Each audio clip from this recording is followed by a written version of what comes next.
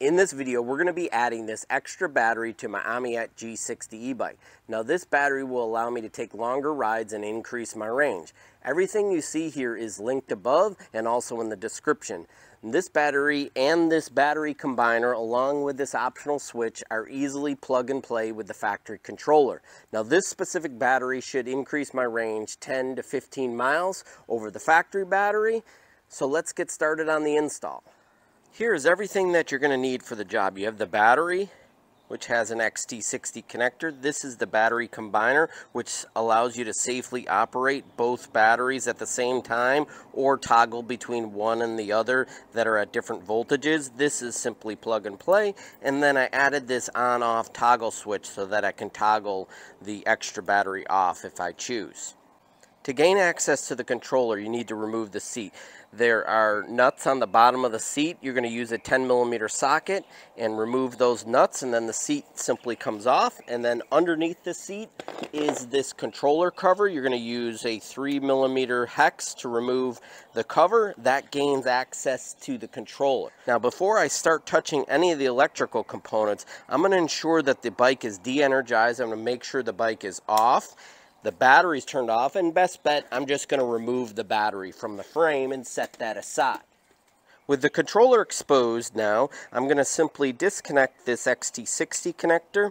This goes to the controller. This is from the factory battery, and then where I'm going to install this battery combiner. Now this battery combiner is foolproof. You can't install it incorrectly. There's only one female plug and two male plugs. So the female plug goes on to the controller like this, and then the other one goes to the factory battery. And then I'm going to install this inline switch like this.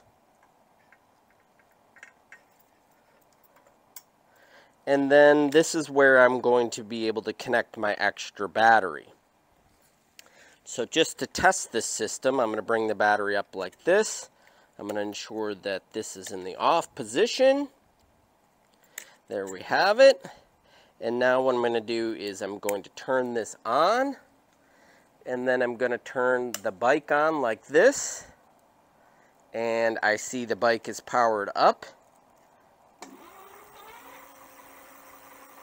That's in mode 2. Let's see, pedal assist 3. I'm able to get to the top speed of 32 miles an hour. So I see that there's no performance degradation. Now this extra battery won't increase your speed, it will just increase your range so that you can take longer rides. Now the next thing I'm going to do is figure out how to package all this wiring. Now that I know everything works properly, I'm going to figure out where I can put the battery combiner and get these cables sorted out, and I'll get to where I can mount the battery. This is what the extra battery looks like now that I have it mounted on the frame. It can be easily removed when you don't need that extra range. And I'll show you what it looks like underneath the seat here. You can see the cable comes in, it goes to the on-off toggle switch, which I can easily access while I'm riding so that I can toggle on and off the extra battery as needed. Comes over here to the battery combiner. The battery combiner I'll zip tie to the bottom of the seat. I'll drill some holes in the webbing here and zip tie that to secure it. And then it's connected to the factory controller and then to the extra battery.